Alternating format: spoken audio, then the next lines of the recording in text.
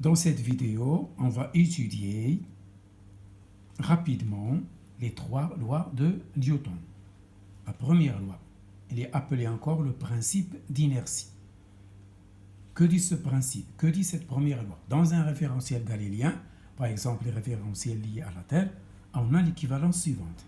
Si le système est pseudo-isolé, c'est-à-dire la somme des forces extérieures est égale au vecteur nul, alors le vecteur Vg reste constante. La réciproque est vraie. Vg reste constante, il y a deux cas. Si elle est nulle, le corps reste toujours immobile. Si le corps est en mouvement, sûrement, il a un mouvement rectiligne uniforme, MRU. C'est ça la première loi de Newton. Ceci veut dire que si un système est pseudo-isolé, dans un référentiel galiléen bien sûr, alors le vecteur Vg de son centre d'inertie garde la direction, le sens et la norme constante. S'il est immobile, il restera toujours immobile. S'il est au mouvement, son mouvement est certainement mouvement rectiligne uniforme. Exemple, pour la Lune, on a la somme des forces n'est pas nulle. Donc la vitesse V du centre de gravité L de la Lune n'est pas constante.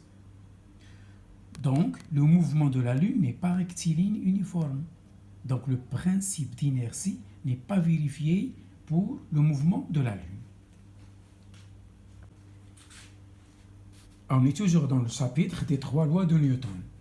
On a déjà étudié la première loi, c'est-à-dire le principe d'inertie. Maintenant, on va attaquer la deuxième loi.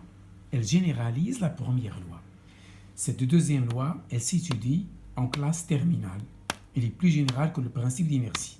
Qu'est-ce qu'elle dit? Dans un référentiel galiléen, par exemple les référentiels liés à la Terre, on a la somme des forces extérieures n'est pas égale à un vecteur nul, est égale à la masse fois l'accélération du vecteur AG. L'accélération du centre d'inertie du système, noté AG. AG, c'est le vecteur accélération du centre d'inertie. M, la masse du système. Elle est toujours en kilos. Si AG est nul, c'est-à-dire le système est en équilibre, alors Vg reste constante. On retrouve le principe d'inertie. Donc le principe d'inertie, il est inclus ici implicitement. Troisième loi de Newton. Ce n'est autre que le principe d'action et de réaction. C'est le principe de réciprocité.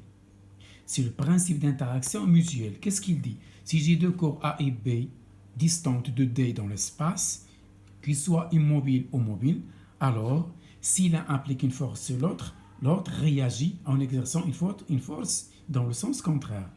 Et on a le FA exercé sur B plus F exercé par B sur A égale vecteur nul. C'est-à-dire les deux forces se compensent. C'est ça la troisième loi. Donc voici les trois lois de Newton.